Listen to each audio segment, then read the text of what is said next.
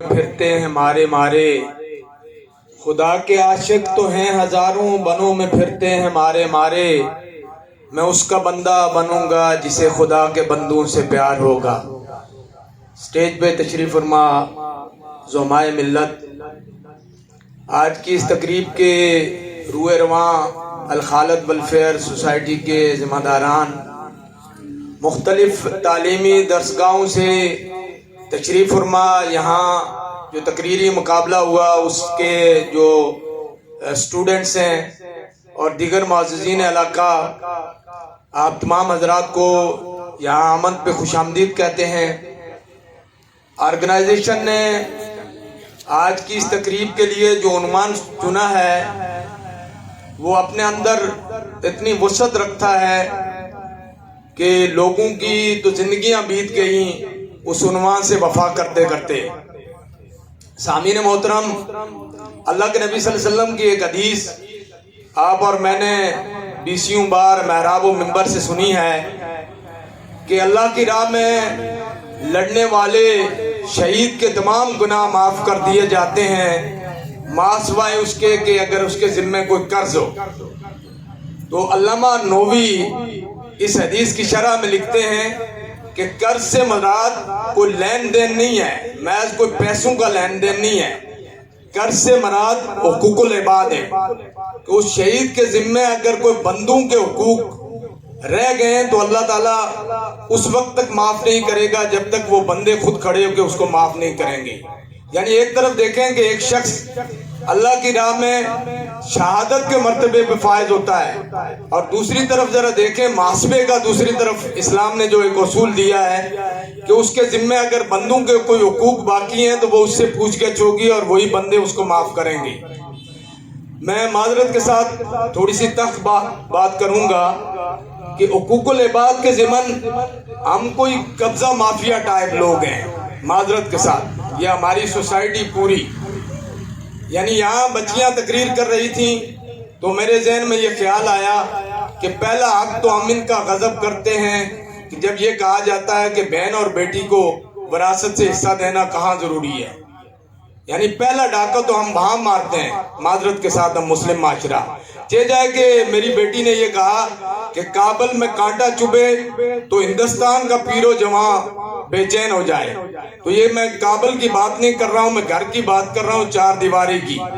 کہ ہم پہلا ڈاکہ تو وہاں مارتے ہیں ضروری ہے، یعنی پہلا ڈاکہ تو ہم وہاں مارتے ہیں۔ معذرت کے ساتھ ہم مسلم معاشرہ چہ جائے کہ میری بیٹی نے یہ کہا کہ کابل میں کانٹا چبھے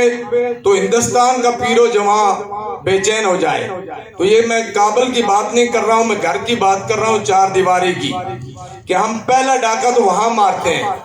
تو اس کے بعد پھر آگے چلیں، یعنی حقوق العباد کی ایک سیریز ہے، یعنی وہ والدین کے جو اپنے بچوں کو کس مشکل سے اور جان جوکھوں سے پالتے ہیں، جب وہی اولاد تھوڑی جوان ہوتی ہے، ان کی رگوں میں گرم لہو گردش کرتا ہے، تو ہم اکثر والدین کے حقوق میں ڈنڈی مارتے ہیں۔ آج بھی ہمارے سماج میں کئی بے سر و ساماں والدین پائے جاتے ہیں، بوڑھے پائے جاتے ہیں اس معاشرے میں، جن کی دیکھ بھال کے لیے کوئی فرد نہیں ہوتا ہے، اور ان کے بچے زندگی کے رنگینیوں میں کہیں فارن میں زندگی کی رنگینیوں میں مشغول ہوتے ہیں۔ پھر وہاں سے آگے چلیں، اللہ کے نبی صلی اللہ علیہ وسلم نے فرمایا کہ پڑوسی کے بارے میں اس قدر تاکید کی گئی کہ مجھے ایک وقت میں یہ گمان ہونے لگا کہ کہیں ایسا نہ ہو کہ اس کو وراثت میں بھی پڑوسی کا حصہ رکھا جائے۔ پڑوسی کے حوالے سے ہمارا رویہ کیا ہے، ذرا میں اور آپ اپنے اپنے گریبانوں میں تھوڑی دیر کے لیے جھانکیں تو میں سمجھتا ہوں کہ یہاں بھی ہمارے جو سماج ہے وہ ڈنڈی مارتے ہوئے آپ کو ملے گا۔ ہماری خواہش ہوتی ہے کہ کہیں جا کے دور دراز کوئی زکوٰۃ کے پیسے دینے ہوں تو کہیں دور دراز جا کے دیے جائیں، جہاں سے اسٹیج سے بہت بڑے بڑے اعلانات کیے جائیں اور ہماری تعریف و توصیف کے پل باندھے جائیں، اور پڑوس میں اگر کوئی بھوکا مر رہا تو اس کی طرف نہ دیکھا جائے۔ پھر اللہ کے نبی صلی اللہ علیہ وسلم نے فرمایا کہ صدقہ کریں تو اپنے رشتہ دار کو دیں، آپ کو ڈبل اجر ملے گا۔ وہاں بھی ہمارا جو مجموعی رویہ معاشرے میں ہمارے سامنے آتا ہے وہ بھی کوئی اتنا حوصلہ افزا نہیں ہے۔ پھر اللہ کے نبی صلی اللہ علیہ وسلم نے کہا کہ قرض دیں، یعنی بلا سود قرض جو ہے قرض حسنہ. تو کہا گیا کہ قرض کی اہمیت کے حوالے سے یہ کہا گیا کہ اگر آپ کسی فرد کو